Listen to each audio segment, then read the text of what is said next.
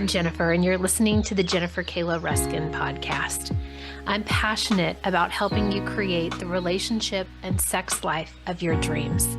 Welcome to conversations about open relationships, online dating, and conscious uncoupling. Hey guys, welcome back to another podcast. This one is especially interesting. We're calling it Exploring and Negotiating BDSM. And our guest today is London Crave. And London has a really impressive resume, her little bio. So I'm going to go ahead and read that right now. And then we're going to add her into this conversation. London Crave is a bisexual polyamorous kinkster who has been active in the BDSM, non-monogamous, and sex-positive lifestyles for a decade. In that time, she has led 2 BDSM-focused groups that held kink-focused parties, movie nights, educational events, and other social activities. She's presented classes and demos at various kink-focused events and dungeons in Arkansas, Oklahoma, and nationwide virtual events, as well as the University of Arkansas. CAVU Center's Conference on Spirituality, Sexuality, and Intimacy and Consplosion. London is available for a variety of classes, panels, and discussions related to BDSM, ethical non-monogamy, sex positivity, and sexual expression and empowerment. So I will put her contact info in our show notes below. So if you want to contact her, you happen to be available regionally, or you want to fly her out to your event, she can help you. So I have had podcasts where we talked about BDSM 101. We have gotten into more BDSM kind of part 2, and this is exploring and negotiating BDSM. So this is much more tactical, and I'm ready for us to chat with London. So let's bring her in. Okay, guys, I've got London. Now, London is going to remain anonymous on our podcast. So you'll see different marketing materials of London, but we're not going to actually have her live. So we have her sexy photo here today for you to view with her rose and her pretty lips. London, would you take a minute and introduce yourself to our listeners? I love to normalize our guests so they don't think that you're like this freak living in a dungeon. Like, tell us who you are. Yes, I mean, I wish I was a freak living in a dungeon, but I mean, don't we all, right? I'm much more boring than that. Okay. So I'm a cat mom. That's the biggest thing. So I apologize if at any point you hear my cat screaming in the background. I am married to my husband. We've been together for almost 9 years now. We've been married since 2019, and we've been on this journey together. I'm a big reader. Anyone who knows me knows that that's like my biggest pastime. I have a ridiculous amount of books. Every time I have anyone over, it's kind of shameful to show them how many books I have. And I'm kind of a homebody, which is weird for the activities that we get up to. We usually have to travel outside of our home for that, for parties and conventions and things like that. But when I'm not doing that, I love to just be at home because I have all the anxiety. So I like to snuggle my cats and I like to read my books. I'm also a big horror person. I love all spooky stuff. Everyone knows me as the spooky friend. So yeah, those are kind of the more dull, quote unquote, things about me. You're not dull at all. I think you're so cool. Thank you. Okay, so walk us into our topic today. I've done a BDSM 101 from a submissive's point of view. I did healing through kink. So that was an interesting episode where we talked about using kink and different modalities within it to kind of work through inner child wounding and healing and that sort of thing. What do you want to talk about today? So I think today, something that a lot of people, they don't think about the logistics of actually what it means to explore and get started in kink and exploring those dynamics and what that means. Everybody's just excited to kind of get to it, which I totally understand. I was the same way. But there's a lot of pitfalls that can come with that if you don't know how to properly explore, properly negotiate, properly research this type of activity and lifestyle, no matter what route you go, whether it's casual and you're just having some fun in the bedroom, or if you get a little deeper into it and do like full blown 24/7 dynamics.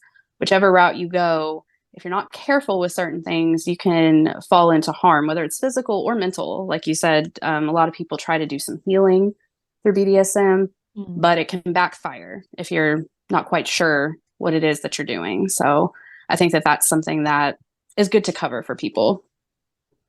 Excellent.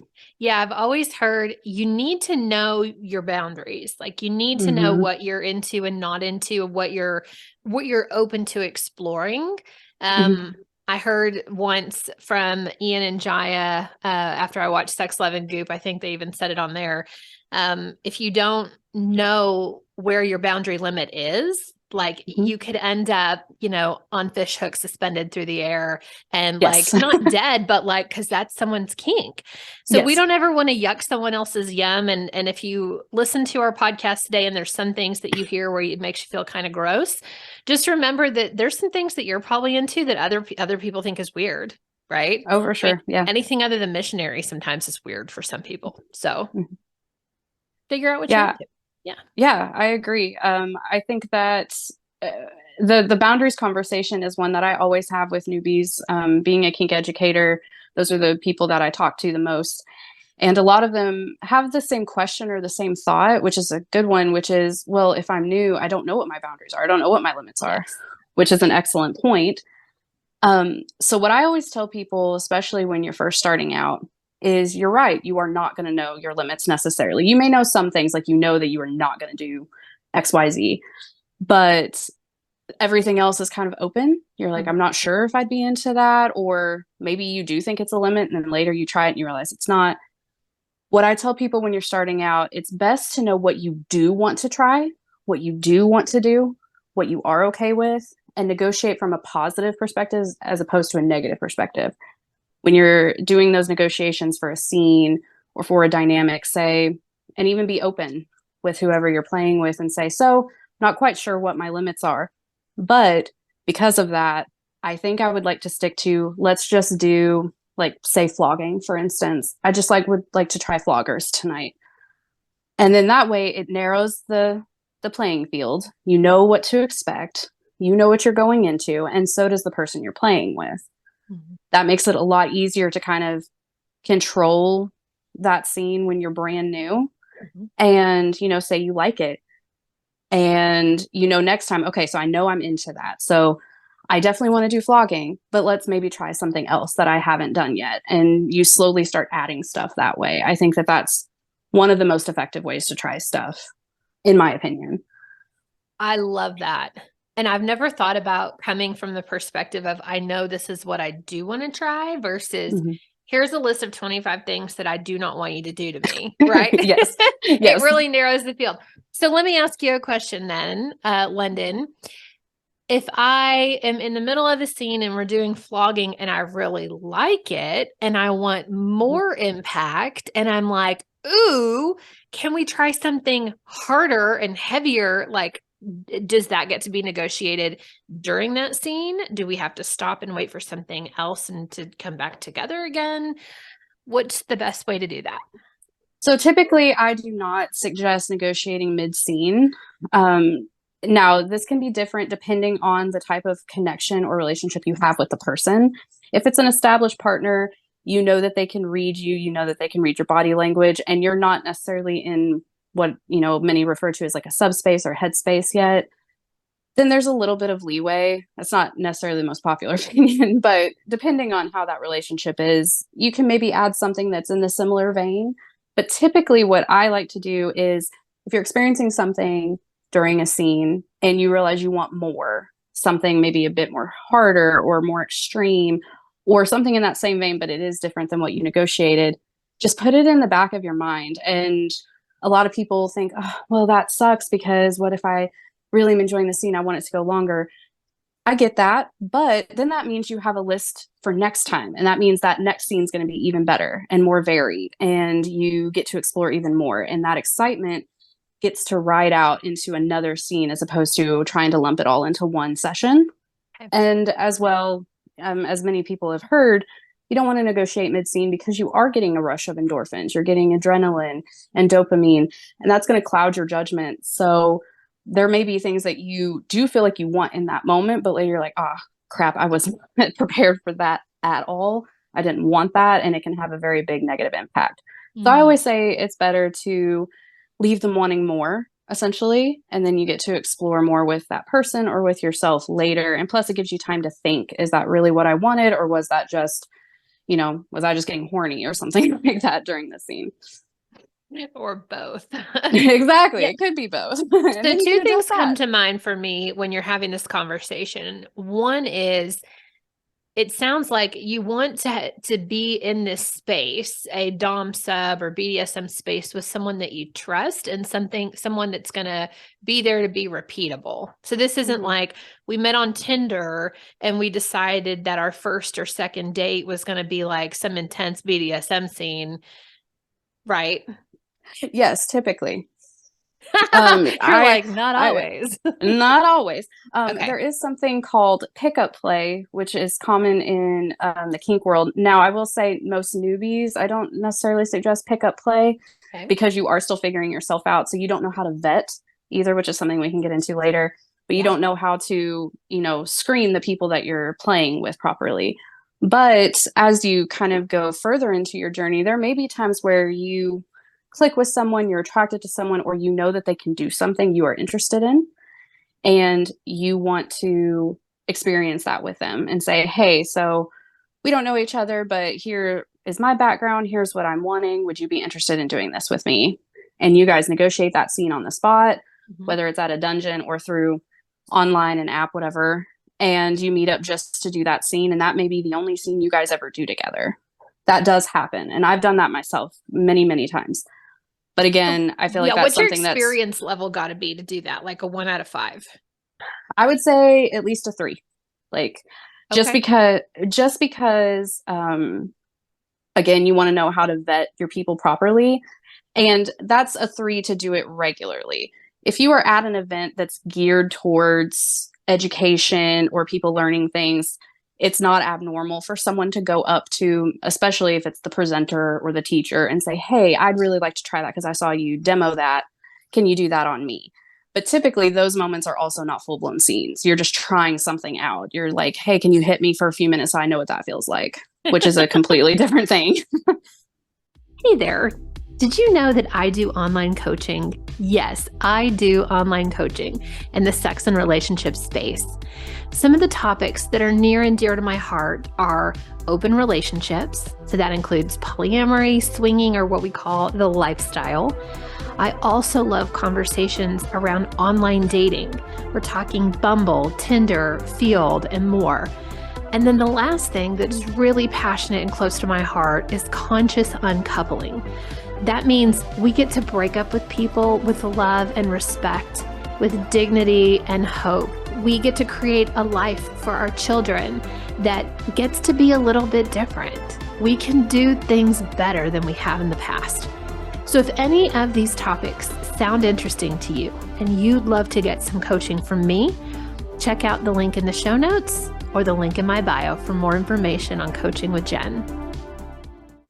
Okay, I do have another side question, but I want to stick with this for a minute. So if Yes. I'm a newbie and I'm curious, Mhm. where would one go to see different scenes and then be able to ask the person that's presenting the scene or teaching or educating on the scene and say, hey, that vlogger, for example, what you just used, like that looks really interesting. I would like to experience that. Where would you go to even have that be an opportunity in your life? So the best place is, well, I say best place loosely, is FetLife to find events and groups. FetLife is essentially fetish Facebook. It's where you can find all sorts of events and groups and like-minded people. It's not the most user-friendly, so it takes a little bit of time to figure out how to navigate it. I know I had a hard time at first, but once you do figure it out, you will typically find that there are always some sort of events going on within maybe like a 2 to 3 hour drive of you, maybe even closer, depending on where you are in the population in that area. And you would start out by going to what are called munches or meet and greets.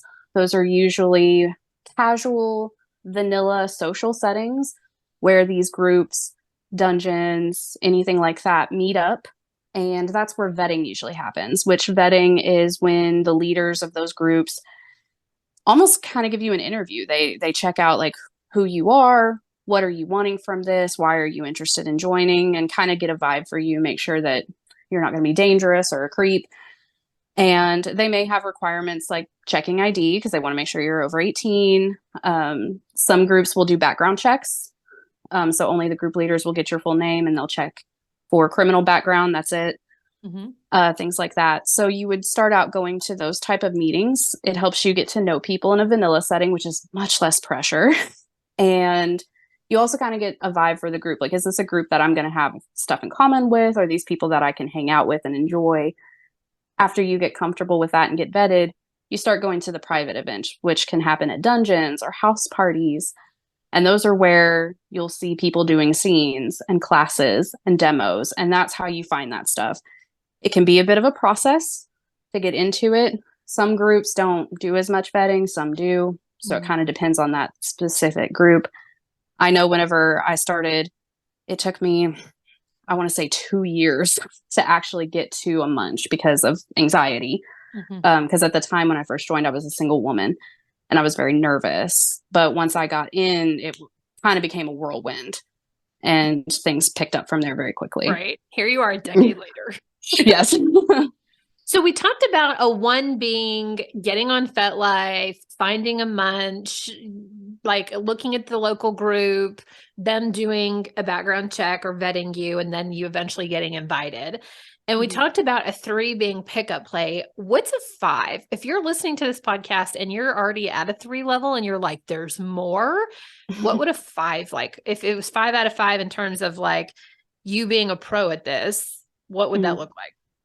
Well, that looks different for everyone, but to me, like what I considered a 5 experience, I always look at it as a 5+ because no one ever reaches quote unquote mastery level. Right. You're always learning, you're always going to be growing.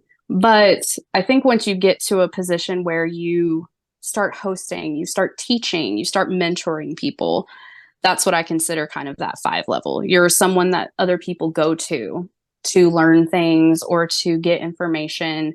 You're someone people feel safe with to host events or to, especially mentoring. I feel like mentors are definitely at that 5 level because someone looks at you and say, I want to be like you and I want you to teach me all that you know, you specifically, not just kink education in general, but you specifically have something that I desire. So that's what I would consider a 5 level, 5+ level. Thank you.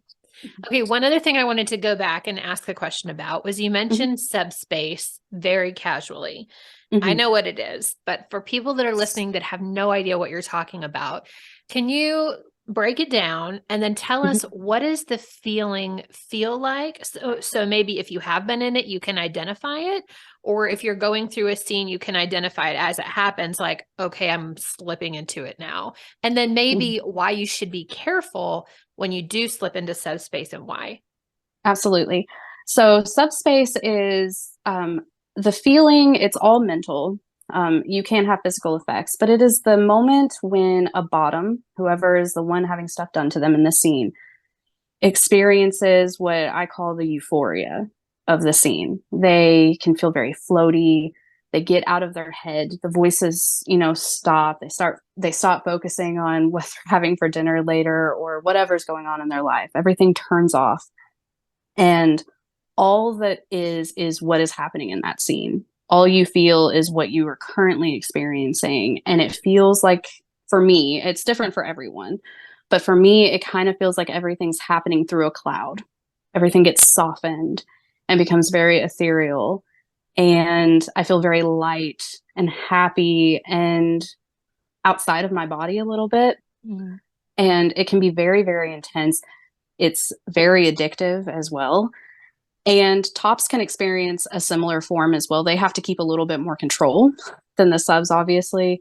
But it's just that moment where you're like, this was what I needed. This is the escape I wanted, and I've now reached it. The reason why it can be so dangerous is because in those moments, a lot of times you do not have full control over yourself. if someone were to ask you a question, you would probably say yes to pretty much anything at that point. Yes, do it to me. Which is why when you do scenes that you feel are going to lead you to that, it's really good to know that you trust that person, because you don't want them to take advantage of that. Because when you do get to that space, you can be very agreeable and you may not look that different on the outside. It's all about them being able to read how you're responding, how your words are flowing, what your body language is saying. And it's also very dangerous because it can be addictive, and it can lead into what we know as frenzy in the BDSM world, which is someone who experiences those highs, experiences that excitement, maybe experiences that subspace, and they just want more, more, more. It's like a junkie looking for their next hit. And eventually, what that can lead to is them making a very dangerous decision, whether it's not vetting partners correctly, or maybe doing something that they weren't comfortable with or not capable of doing, things like that, because they're searching for that next hit. And so they look for more extreme, more exciting things. And eventually it can lead to harm, whether it's bodily harm because they do something they weren't prepared for, or mental harm because they crash really difficultly and realize, oh man, I wasn't prepared for that. I wasn't okay with that. That triggered me, or this person took advantage of me, whatever it may be. So it can be very exciting and it's wonderful, but you have to kind of keep yourself in check and also make sure that you are with partners who can do the same. Questions. Yes. How do you keep yourself out of that state of frenzy? And are there types of people with maybe very addictive type of personalities that should watch out for that? So frenzy, the best way to keep out of that is to be mindful of your interactions in terms of quantity is the first one. Like if you are trying to scene with someone every day, every other day, especially if you are new, that's probably too much. Give yourself some time to process, because that crash that happens after a scene, that can take a couple of days to even occur and to complete itself. So you need to give yourself time to recover from those things. So if you find yourself, the second you start to feel that low coming on, you wanting to seek something else, hold off. Wait for a while, wait for that low to kind of work its way through. Give yourself time to recover. The other thing is to find friends in the community and vet yourself through them. Say, hey, so I was thinking of doing this. Do you guys think that's a good idea? Or do you guys think I should wait? Do you think this person is safe? Things like that. It's important to make those connections, even if it's just one or two, to kind of help keep you in check. And then also, it's really important to self-reflect a lot. Every time you experience something new, you need to take a moment and really think, how did I feel about that? Did I enjoy it because it was something new? Or did I enjoy it because of the act itself? Or did I enjoy it because of the person I was doing it with? Or is it a mix of all of it? And really think to yourself, how do I want to move forward with that information? And I think those things will kind of help keep you out of frenzy. What I will say, most people go through frenzy. Almost everyone goes through at least a little bit of it, especially when you first get started. And sometimes even after you've been in it for years. I know that I went through a frenzy phase after I'd already been in it for a couple of years, because I had been doing kind of the same thing for a couple of years, gotten into kind of a groove, and then I discovered a new area of kink that I didn't realize I liked. And I got all in. I was like, I want to do this all the time. I want to find anyone I can to do this with. And I had to really reel myself in because I could feel frenzy coming on. So don't beat yourself up if you kind of slip into it a little bit. It happens to us all at some point or another, but just try to have that support system and also be self-aware enough to kind of pull yourself back. Okay, 2 more questions. Yes. 1, how is subspace different from dissociation? So for me, it can be the same thing for some people. Again, subspace is different for everybody. But for me, I'm still very aware of who I am. I know like what I want, what I need. I don't lose my identity in that. I don't lose who I am in those moments. What I lose is all of the stuff that's around me that may be piling onto my shoulders. And I just am me at that point.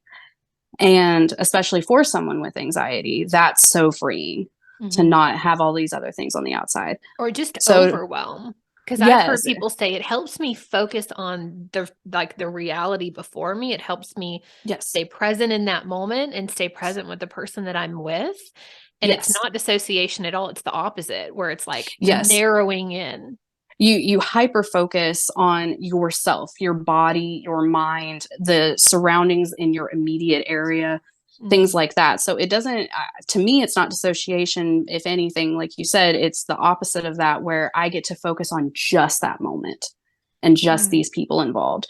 So yeah, that's why, to me, it's way different. For some people, it may not be that way. Some people may dissociate during it, and that's the appeal.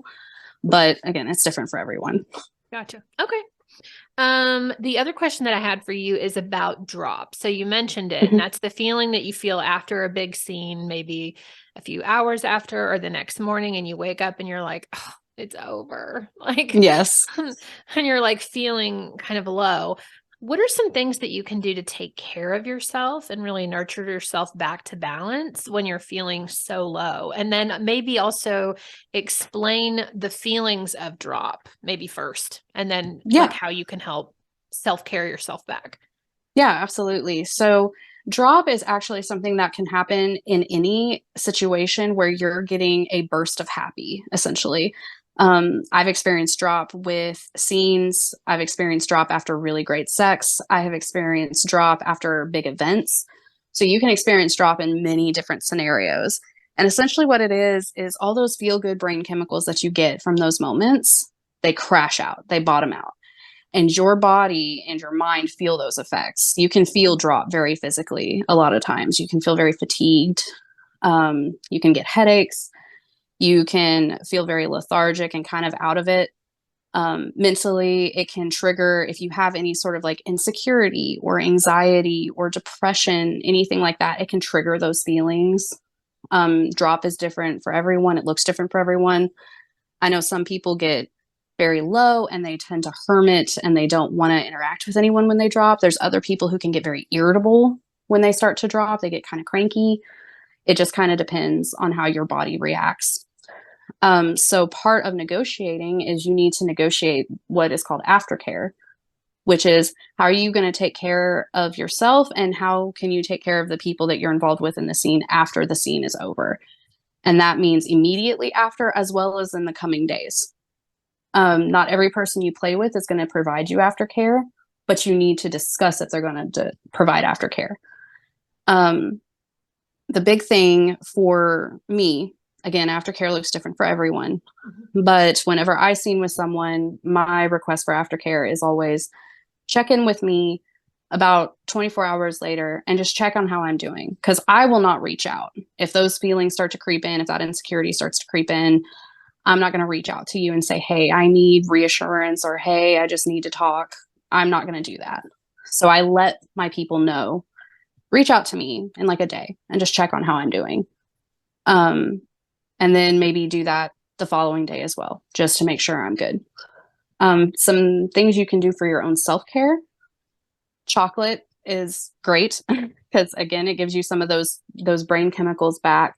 Comfort foods are fantastic. Exercise is a really great way to deal with aftercare because it gets some of those feel good chemicals back as well.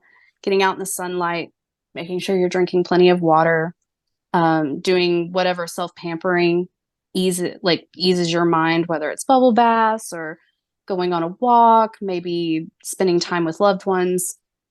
It's whatever is going to make you feel good and comfortable while the drop is happening. You want to write it out. Sometimes you cannot force it to end. You kind of just have to feel through it. But if you're prepared for it and you have that support system in place to help get you through it, it tends to not be so horrible.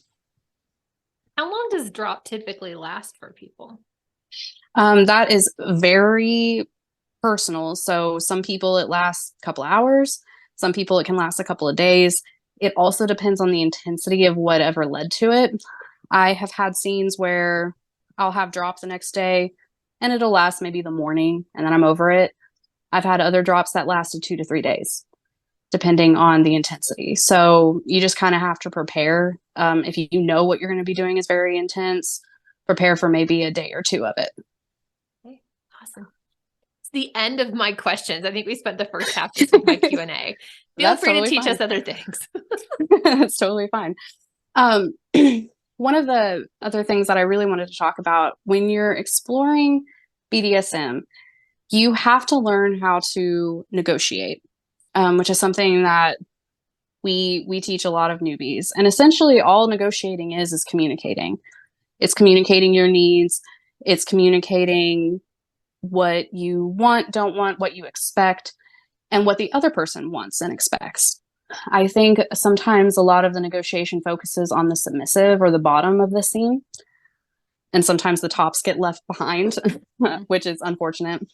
And you have to learn the right questions to ask, the right information to have.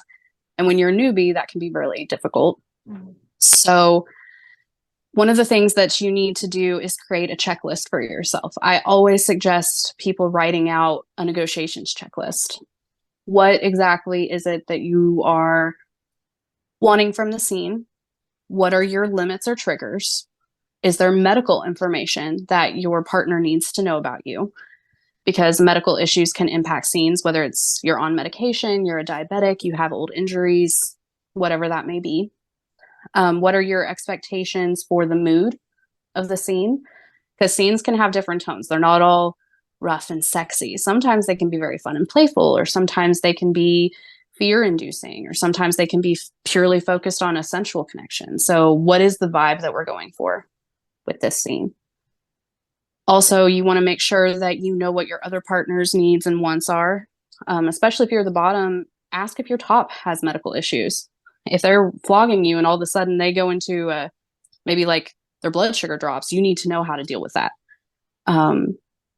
Make sure that you both are aware where first aid is.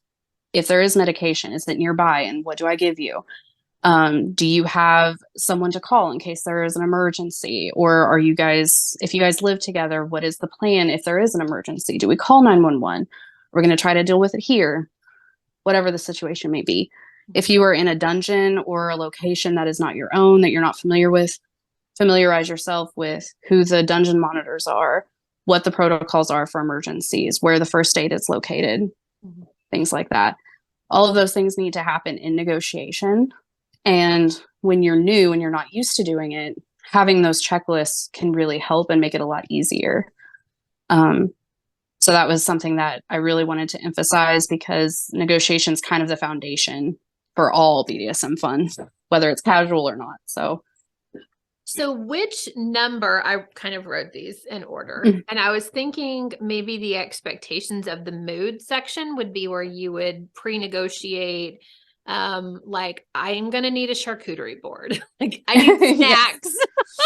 Yes. Or within the mood section, maybe like, okay, and this is where I'm going to need aftercare, and this is what it could look like. This is what I'd like it to look like. Mm-hmm. Call me in 24 hours. Yes.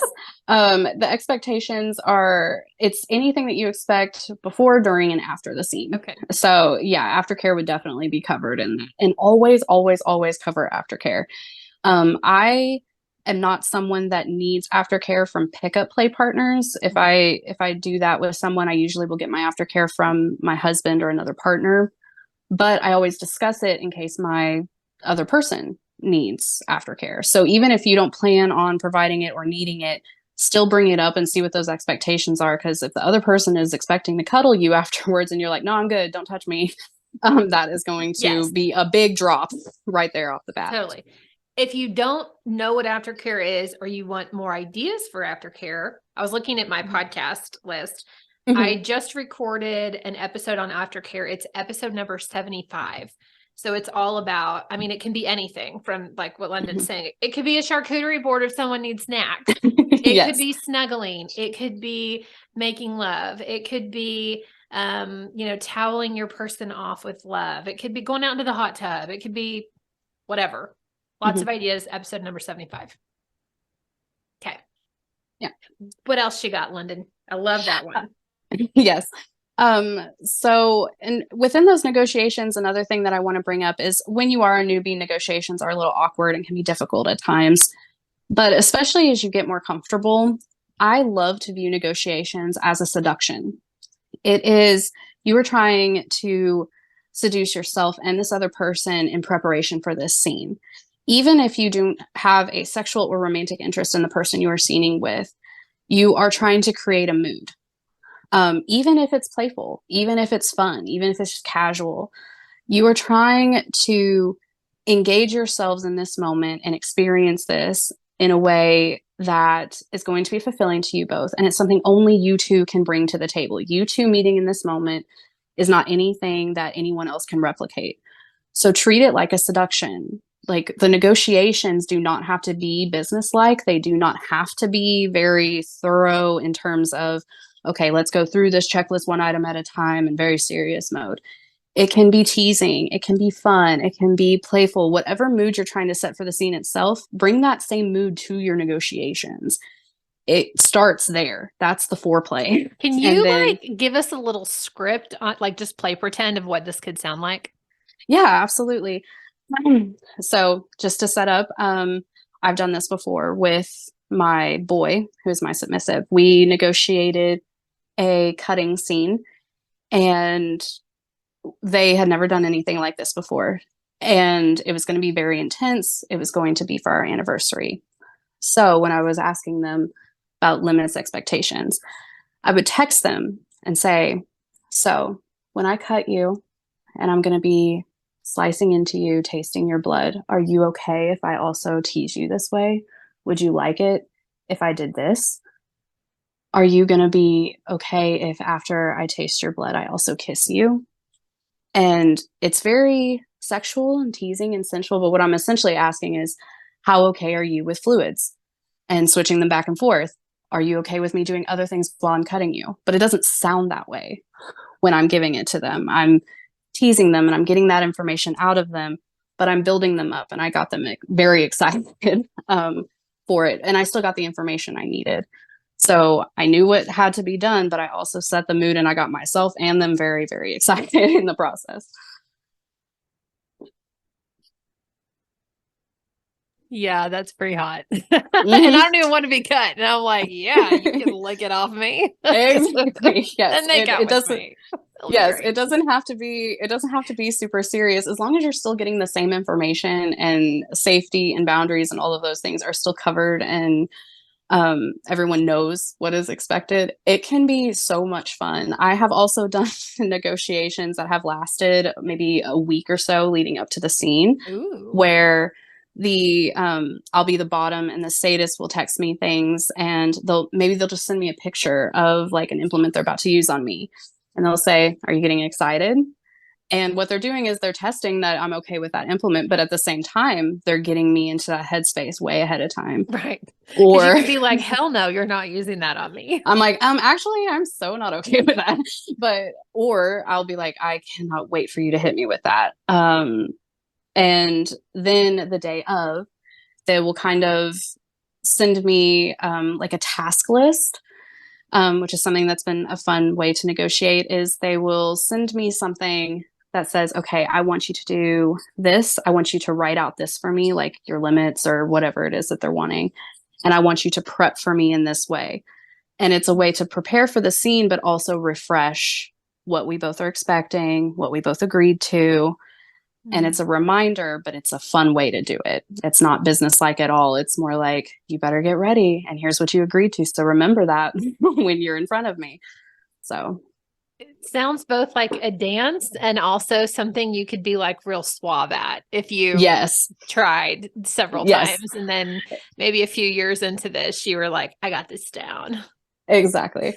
And it's different with every person too. Sometimes when I'm negotiating, I'm pretty experienced at this, but if I'm experiencing something brand new with someone who is also fairly new, I am a little bit more businesslike, a little less playful, just because I'm trying to make sure that they understand what's going on and I understand what's going on. But especially when experience levels are a little bit more advanced, it can become a lot more fun. And like I said, more of a seduction as opposed to a business-like transaction. Okay. Awesome. Mm-hmm. Do you have any other points for this podcast? The only other thing that I want to stress, this comes up a lot when I talk about negotiations and just exploring, is the misconception regarding sex and kink. I was going to ask you about that. When do you Yes. have sex? And you're like, never. Yes. So and it's important to discuss because when you're negotiating, especially if you're negotiating between people who are newer, there's a lot of people who expect that kink always involves or leads to sex, which is true for a lot of people and in a lot of cases, but it is not true for everyone. Um, I know that whenever I'm having an intense scene, especially as a bottom, it almost never leads to sex. The scene itself is sexual to me. Therefore, I don't need sex afterwards. I feel like I've had an orgasm, or sometimes I do orgasm during certain acts, and I don't need or want sex afterwards. And so you need to be aware of what that person's expectation is regarding sex. Even if it's a casual partner, if their expectation is every time I scene, I have sex, they may just assume that you're down for that as well. So you need to bring it up. And you also need to define what that means. Sex means different things for different people. Whenever I scene, I am very clear that I prefer no sexual activity whatsoever. And that includes oral, fingers, any other toys, anything like that. I always state that I'm okay with kissing or certain touching, but I'm not okay with other things. And you need to define what that means to you. Because if you say, okay, no sex, and you think that that's sufficient, and then say you're on a cross somewhere and then someone fingers you while you're up there, they're like, well, that wasn't sex. I didn't fuck you. I just fingered you. And you're like, oh, no. That's what I also meant. So you need to clarify what your definitions for sex or sexual activity is as well, because BDSM does not always involve sex. It's fine if it does. It doesn't make you any more or less of a kinkster. It doesn't make you any more right or wrong. But you do need to clarify those expectations because, especially with, fantasy and with porn and things like that, people assume that it's always going to lead there. Yeah. And it doesn't necessarily. Yeah. In my mind, it does too. Like it's, and again, like, I don't know anything about this, but I'm imagining you're like tied to a cross and you're like getting fucked on the cross. And like, or there's like this like table, it's like Count Dracula or something. And you're out with implements yes. And then someone mounts you and you fuck on the table. So it's good to know that and I'm assuming it's because the scene itself can be so intense, like you don't need to add anything on top of it. What happens if you are with a person and the person, like, let's say that's the top and you're the bottom. They're the top, not that. They're the top and you're the bottom. And they really want to have sex. Is there a way to like end the scene, maybe do some aftercare, and then within the aftercare somehow like let it flow into that? If it's like necessary for one of the people? So that is something that would be covered during negotiations, which is why you'd bring it up. And if someone is saying, okay, I have to have sex if I scene with you, and you're not sure if you were comfortable with that, one of two things can happen. One, you could maybe negotiate sex at a different time, like you said, maybe after the scene is over, or maybe you guys negotiate sexual activity. If it's something you're comfortable with, do not be pressure or coerced into it. But if it is something you're comfortable with, find some sort of, I can't think of a better word, but a compromise in a way of just how you want to address that need. But the second, and what I would consider what I would do, is I would not scene with that person. If your needs are not compatible and they want something that you are not comfortable giving them, regardless of whatever compromise they put at you, you just don't scene with that person. It can suck and it can be very disappointing, but it's much better to do that rather than compromise yourself and say, oh, well, I mean, I guess it's not that big of a deal and I can do that for them since they're doing this for me. Do not do that.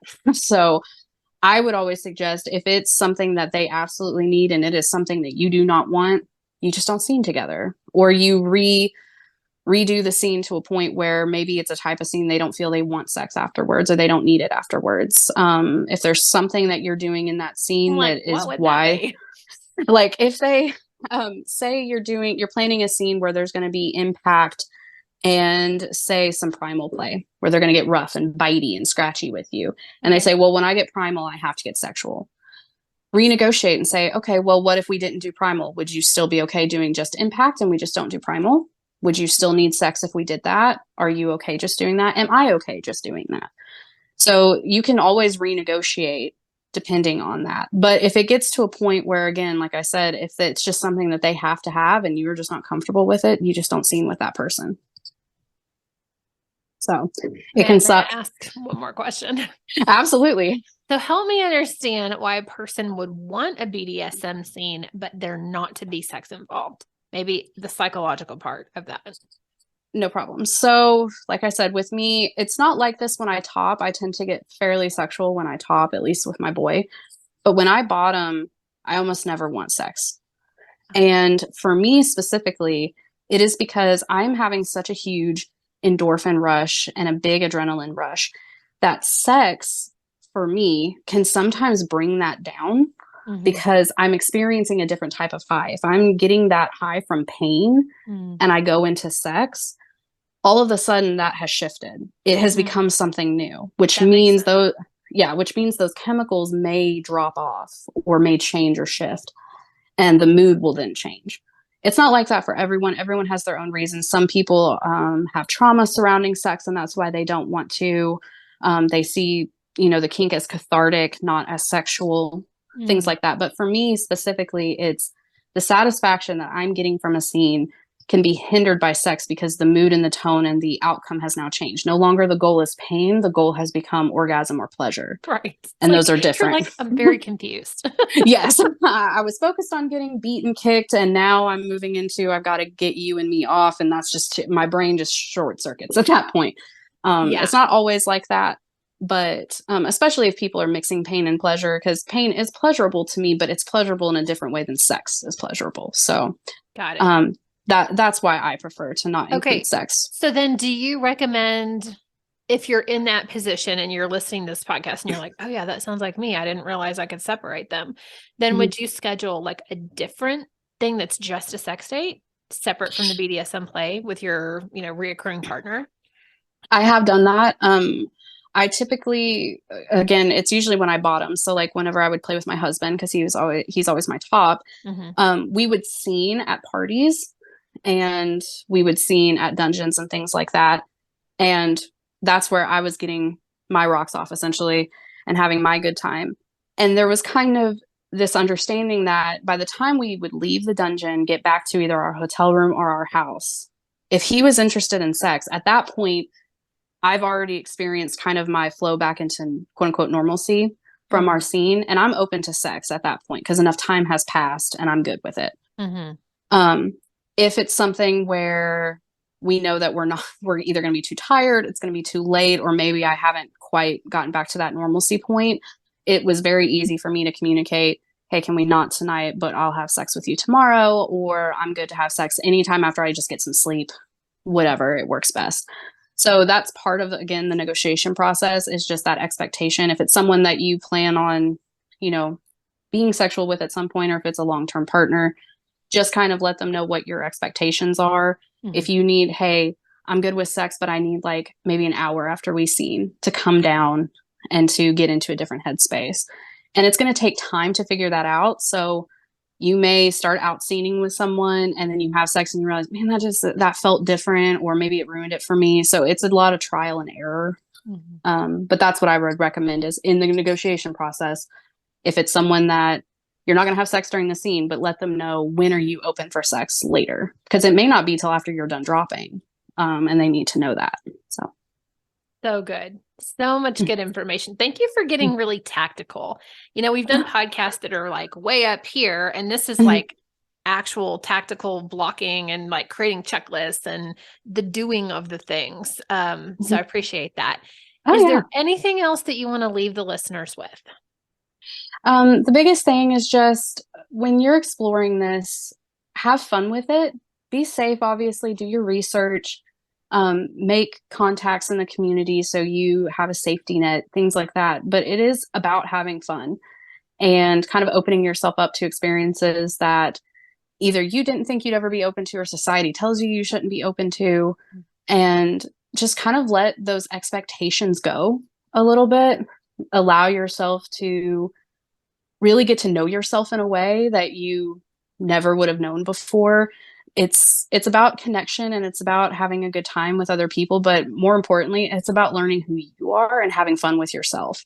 I've never loved myself more than when I was like, head deep in exploring BDSM, because I realized what a strong and powerful and interesting and varied and sexual person I was. And it can be very empowering to do that. So just have fun with it and really like get to know yourself and let that stuff go. I think that's the best thing to do. So good. Thank you so much for being on today. I'm Yes, honored. thank you. I'm grateful to call you a friend. And I can't wait to hear what people think about this podcast. This is Yes, fantastic. thank you so much. I had so much Okay. fun. Absolutely. Bye. Bye.